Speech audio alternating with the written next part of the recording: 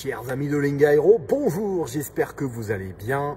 Me voici de retour pour un nouvel épisode dans la série Mots mal traduits par les pilotes francophones. La seule série sur internet qui vous prépare le banc pour glander. Et aujourd'hui, on va parler du mot compte.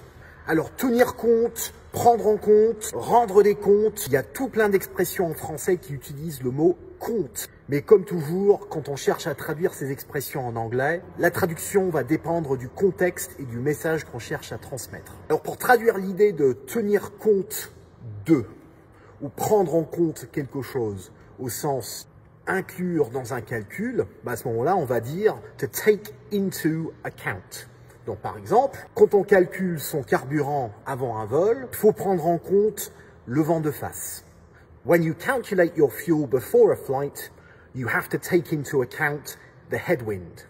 Si on veut traduire l'idée de se mettre à son compte, au sens travailler de façon indépendante, à ce moment-là, on va parler de to go self-employed.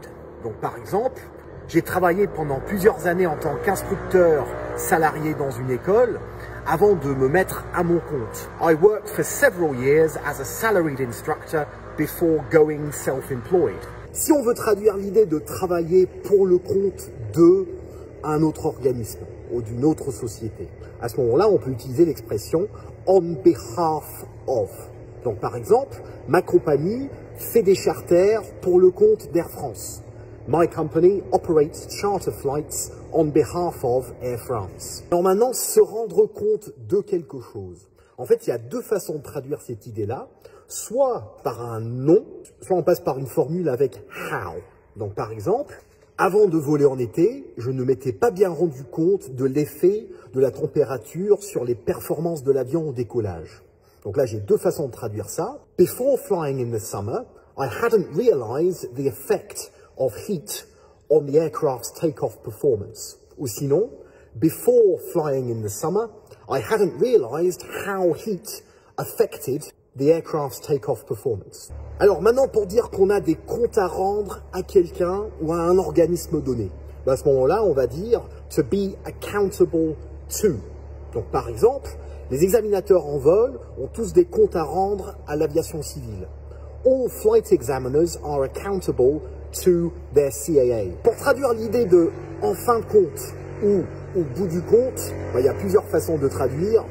Moi, j'aime bien at the end of the day, ou alors sinon, on peut dire aussi when all's said and done. Pour dire régler un compte, on dit to settle a score. Donc par exemple, parfois les pilotes sur un aérodrome vont dénoncer leurs voisins parce qu'ils ont un compte à régler. Sometimes pilots at an airfield will report their neighbor just because they have a score to settle. Voilà donc quelques exemples de comment éviter de vous emmêler les pinceaux lorsque vous traduisez le mot compte. J'espère que cette vidéo vous a plu. Retrouvez l'intégralité des exercices sur lingaero.com. Bon vol à tous et à très bientôt. Au revoir.